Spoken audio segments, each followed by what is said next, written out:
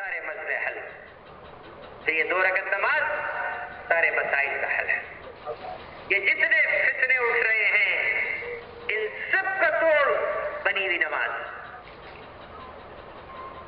بنی ہوئی نماز والا ہاتھ اٹھائے گا تو کوئی فتنہ شہر میں رہ نہیں سکتا، کوئی فتنہ شہر میں رہ نہیں سکتا۔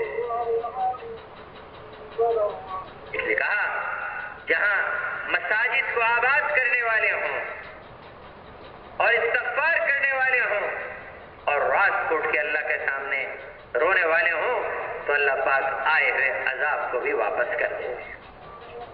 تو اس وقت سارے مسائل کا حل، ساری پریشانیوں کا حل، سارے حادثوں کا حل مسجدوں کو آباد کرنا۔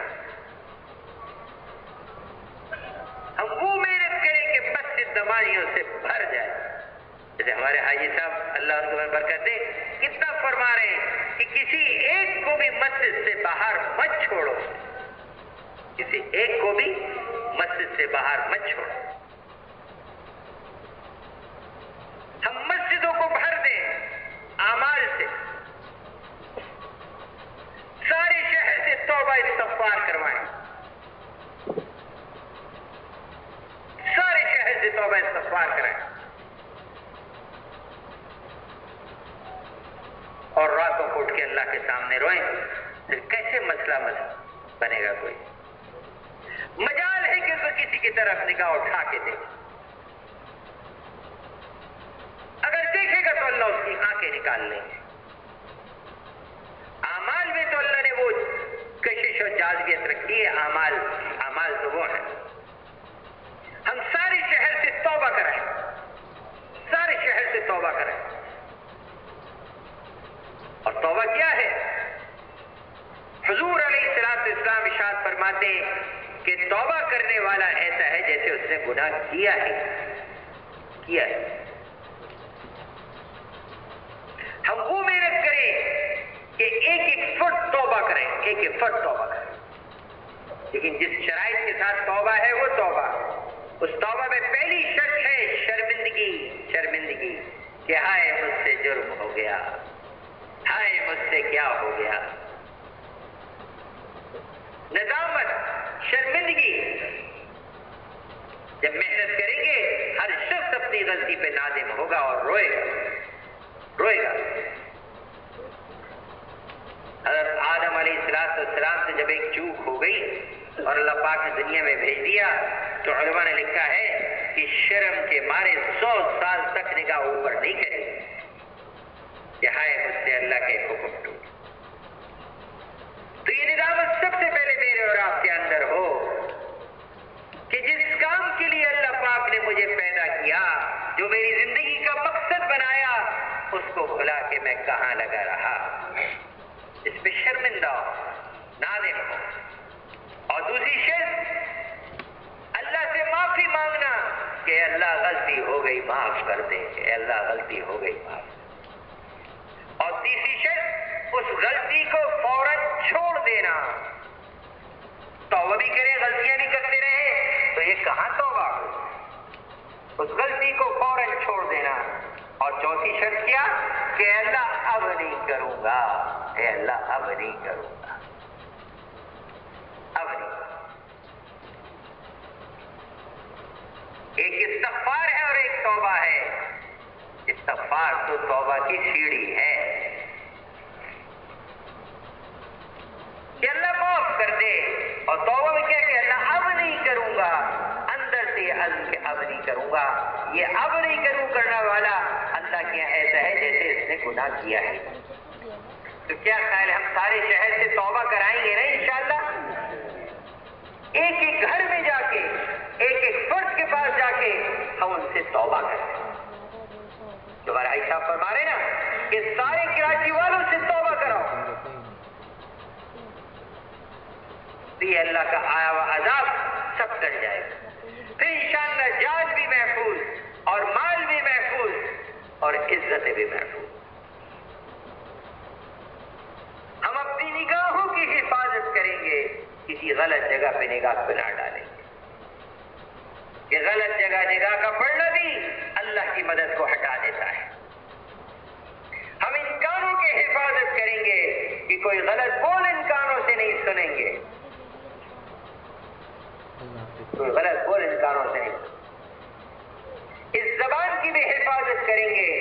زبان سے کوئی غلط بول نہیں نکالیں گے، کسی کی تحقیر نہیں کریں گے، کسی کا مذاق نہیں اڑائیں گے، کسی کی غیبت نہیں کریں گے، کسی پہ بہتان نہیں باندھیں گے، کسی کو حقیر نہیں سمجھیں گے۔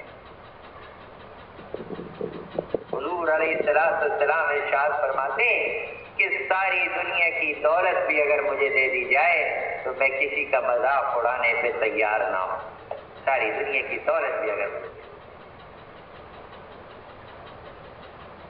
اس زبان سے کوئی غیبت کا بول نہیں نکلے گا۔ غیبت کیا ہے؟ کسی کے پیٹھ کے پیچھے ایسی بات کرنا کہ اسے پتہ چلا کہ میرے بارے میں یہ کہا گیا اور اس کو بری لگے، یہ غیبت ہے، یہ غیبت ہے۔ اور جیسے غیبت کا کرنا گناہ، ایسے غیبت کا سننا بھی گناہ۔ عائشہ فرماتے نا کہ غیبت کرنے والوں کی دعاؤں کی قبولیت بھی ختم، غیبت کرنے اور سننے والے کی دعاؤں کی قبولیت بھی ختم۔ تو غیبت سے توبہ کریں گے، غیبت سے توبہ کریں گے۔ اور غیبت کی توبہ کیا ہے؟ جن کی غیبت کی ہے ان سے معافی مانگیں، یہ حقوق العباد ہے۔ پھر انشاءاللہ امن ہی امن ہوگا، امن ہی۔ ہم کسی کی جستجو میں نہیں لگیں گے، کسی کو حقیر نہیں سمجھیں گے۔ ایمان والا تو اللہ کے نزدیک قیمتی ہے، کسی ایمان والے کو حقیر نہیں سمجھیں گے۔ ہر ایمان والے کو اپنے سے اچھا سمجھنے کی مشق کریں، ہر ایمان والے کو اپنے سے اچھا سمجھنے کی مشق کریں، کسی کو حقیر نہ سمجھیں۔ ہر ایمان والے کی محبت ہمارے دل میں ہو، ہر ایمان والے کی محبت ہمارے دل میں، مسلمانوں کی ہم خدمت کریں گے، خدمت سے اللہ کا تعلق نصیب ہوتا ہے۔ ایمان والوں کے سامنے اپنی باہوں کو بچھائیں گے، خدمت سے اللہ کا تعلق نصیب ہوتا ہے۔ اور یہ خدمت اللہ کو راضی کرنے کے لیے کریں گے، ان سے جزاک اللہ کہلوانے کا جذبہ بھی نہیں اٹھے گا کہ جزاک اللہ کوئی کہے۔ جیسے صحابہ نے کیا، حضرت ابوبکر صدیق رضی اللہ عنہ کے زمانے میں حضرت صدیق نے جتنے مستحقین تھے، خدمت کے حاجت مند تھے، ان سب کے لیے صحابہ کو مقرر کیا ہوا تھا کہ فلاں کی خدمت فلاں فلاں، اور اس کے ایک رجسٹر بنایا ہوا تھا، اس میں لکھا ہوا تھا کہ فلاں کی خدمت فلاں کے ذمے، فلاں کی خدمت۔ ایک دن یہ رجسٹر حضرت عمر رضی اللہ عنہ کے ہاتھ میں آیا تو دیکھا کہ سب کے نام کے آگے نام لکھے ہوئے ہیں، لیکن ایک عورت ہے اس کے نام کے آگے کسی کا نام نہیں لکھا ہوا۔ تو سمجھے کہ ابو بکر سے بھول ہو گئی ہے، یہ عورت رہ گئی خدمت سے، اچھا میں خدمت کروں گا۔ تو فجر کی نماز کے بعد اس عورت کے جو پتہ تھا اس پہ پہنچے تو جا کے دیکھا کہ وہ بوڑھی عورت ہے، اس کے جھونپڑے کی جھاڑو بھی دلی ہوئی ہے، مٹکوں میں تازہ پانی بھی بھرا ہوا ہے اور بیت الخلا بھی صاف ہوا ہے۔ پوچھا اماں یہ خدمت تمہاری کون کرتا ہے؟ کہا بیٹا پتہ نہیں، کوئی ایک شخص رات کو آتا ہے وہ کر کے چلا جاتا ہے۔ کہا اچھا کل میں فجر سے پہلے آؤں۔ فجر سے پہلے گئے تب بھی دیکھا یہ کر کے گئے ہوئے۔ کہا اچھا اب تہجد سے پہلے آؤں گا۔ تو اس وقت گئے تو اس وقت بھی دیکھا کیا ہوا ہے۔ تو حضرت عمر بھی حضرت عمر ہی تھے جو اپنے آپ کو ثواب کا محتاج سمجھتے تھے، حاجت مند سمجھتے تھے۔ تو عشاء کی نماز پڑھی اور جا کے اس بوڑھی عورت کے گلی کے کونے میں چھپ کے بیٹھ گئے کہ دیکھو کون آتا ہے۔ آدھی رات گزری، جب سناٹا ہو گیا گلی میں، سب سو چکے تھے، تو دیکھا دور سے ایک سایہ آہستہ آہستہ آ رہا ہے۔ وہ سایہ جب قریب آیا تو اس سائے کے ہاتھ میں جوتے تھے۔ جب قریب آئے تو دیکھا کہ سیدنا ابو بکر صدیق رضی اللہ تعالی کہ ابو بکر تم اس عورت کی خدمت کرتے ہو کہ جو عمر میں ہی کرتا ہوں. تو ابو بکر یہ تم نے جوتے کیوں اتارے ہوئے ہیں؟ کہا کہ ایسے نہ ہو کہ میرے جوتوں کی آہٹ سے کسی کو پتہ چل جائے. مدینے کی پتلی پتلی تو گلیاں ہوتی تھیں، کوئی بھی چلے تو پتہ چلتا تھا کہ میرے جوتے کی آہٹ سے کسی کو پتہ نہ چل جائے کہ میں ہوں. اور یہ نیکی میں اللہ کے لیے رکھنا چاہتا تھا. میرے بھائیوں، ہر ایمان والے کی خدمت کریں گے، اللہ سے بدلہ لینے کے لیے کسی سے بدلہ نہیں چاہیں گے.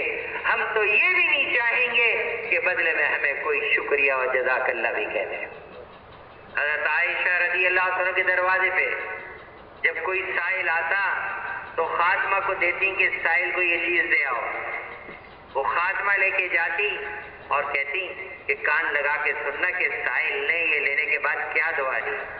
سائل کی عادت ہوتی ہے نا کہ کوئی چیز ہو تو کتنی دل بھر کے دعائیں دیتا ہے، اللہ تمہیں حج کرائے اور اللہ تمہیں بیت اللہ لے جائے، اللہ تمہیں مدینہ لے جائے، اللہ تمہارے بیٹوں کا بیاہ کرائے، اللہ تمہارے پتہ نہیں کتنی سائل دعائیں دیتا ہے. تو کہتی ہے سننا کان لگا کے کہ سائل نے کیا کیا دعا دی. وہ ساری دعائیں سن کے آگے حضرت عائشہ کو بتاتی کہ اس سائل نے یہ دعا دی ہیں. تو حضرت عائشہ رضی اللہ عنہ وہ ساری دعائیں اس سائل کو دے دیتی کہ اللہ اس سائل کو یہ دے دے، یہ دے دے، یہ دے دے، اور فرماتی دعا کا بدلہ دعا ہو گیا اور میرا صدقہ خالص اللہ کے لیے ہو گیا. میرے بھائیو، ان اعمال کی فضاؤں کو عام کریں گے تو معاشرے میں سدھار پیدا ہوگا. اس کے لیے اللہ پاک نے اس دور میں امت کو ایک عالی اور مبارک کام دیا. اس امت کو ایک عالی اور مبارک کام دیا، جس کام اور محنت